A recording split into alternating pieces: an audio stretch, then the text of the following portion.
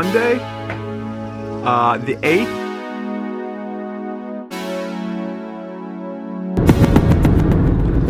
Okay, today I'm pretty excited because my friend is coming into work after work, and we're gonna put logos on his knives. This guy, he makes pretty sweet knives, and I put the logos on it for him.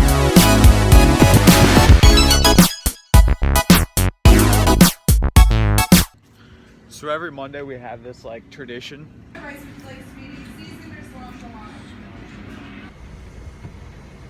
Hi, Mose. Let's go, Josh.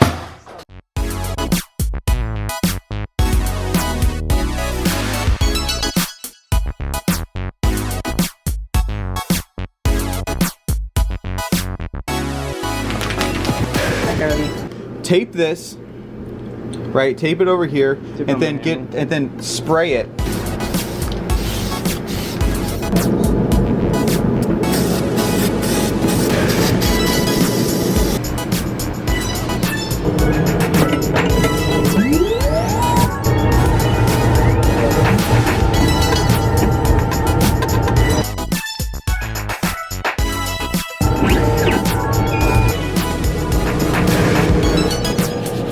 There's so much on there.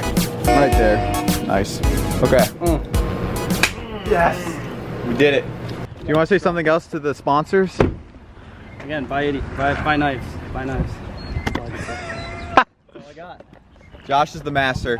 Botello blades. Okay, just had a great workout with Jake. Jake, you're the man. I really appreciate the consistency.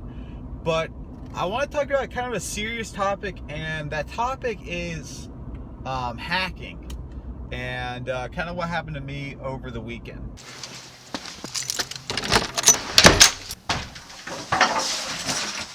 What's up, guys?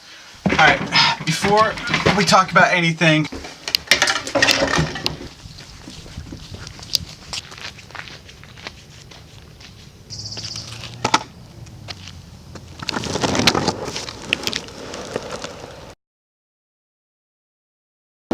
just a skateboard on a smooth plane. I know I uploaded a video yesterday, 2 days ago, about how smooth our driveway is, but just can't get over it.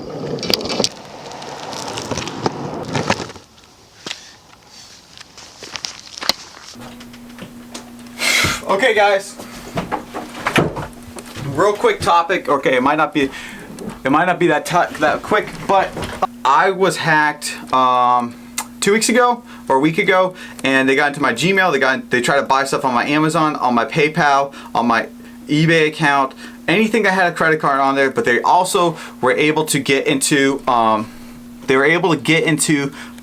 Gmail account, and they blocked me from retrieving passwords from other accounts.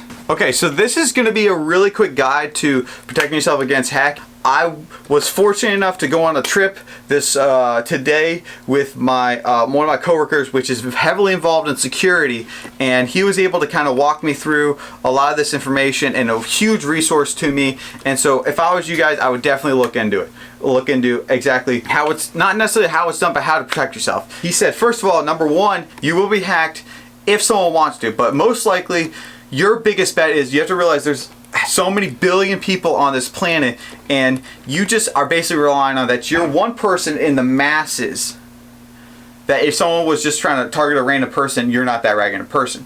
The most likely way you will get hacked, and if you do get hacked, will be through a phishing scheme.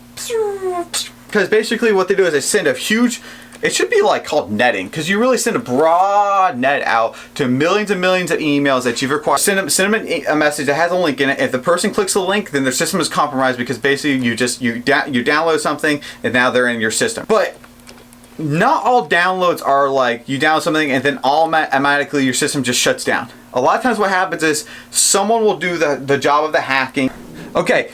And so then what probably will happen is they'll sell it to someone, and then that person will go into your account. The thing about it is you have to realize is you will not know if you do get hacked. I want to go over the three things, or the three main securities right, that you have available to you. Sorry. So once you know what your password is, that's your first one. Who you are, so your fingerprint, clearly fingerprint. What you or your eyeball, so like or your face, kind of what Face ID is, right? And then so it's what you know, password, who you are, your fingerprint or your brain, or not your brain, your face or your eyes or retinas, and then what you have. So like let's say an authenticator app, your phone with two-factor authentication, or like what this is called, and I'm not sure if anyone knows what this is, but it's called a Ubix key. It's called a Ubix key.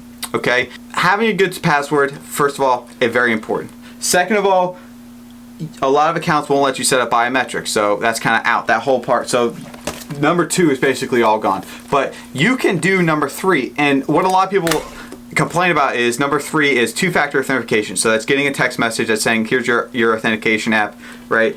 Getting a text message isn't exactly the best way to authenticate. If that's all you have available to you, then do that. It's not the best way because he said it's very easy in today's day and age to social engineer a phone company to send you a brand new SIM card. Second best way would be what's called an authenticator app, and you can look these up. It's basically an app that is tied directly to your phone. That phone is the only one that can have that app on there. It basically gives you a number, which is a prime number, which math happens, and then in the server that you're trying to connect to, once those math equations, they will equal if they're the same number, which basically means, hey, this is the right. So the second thing is an authenticator app. It's an app you download on your phone. It has a timestamp on it and it has a number. And so when you put that specific number, which it randomly generates every, I believe, 10 seconds into your email. So you put your password and then ask for this code. When you put that code in there with that timestamp and with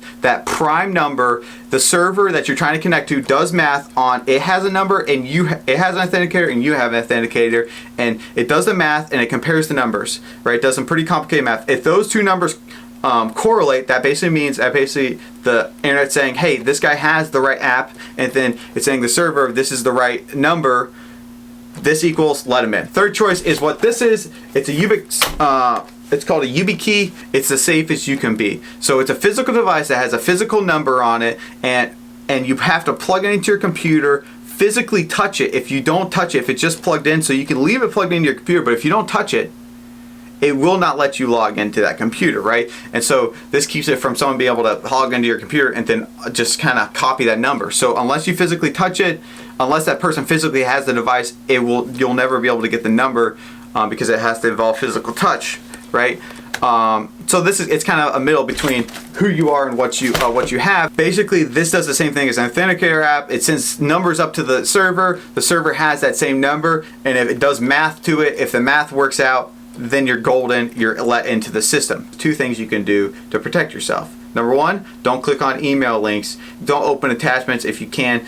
In this day and age, it's very hard, and I think there's got to be a new way of communicating that is kind of more authenticating of that, but I don't know what's going on.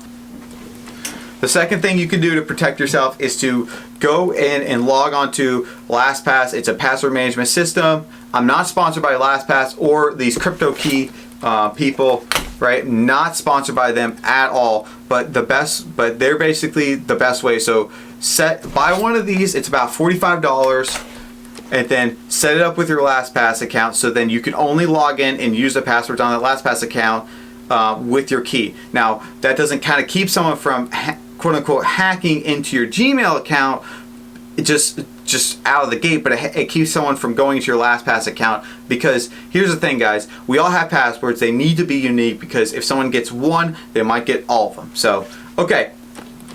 Hopefully that information was useful. Bright side to this, logged into my eBay account, somehow there's $60. Logged into my Amazon account, somehow there's $50. Definitely didn't put any of that money on there. So sweet.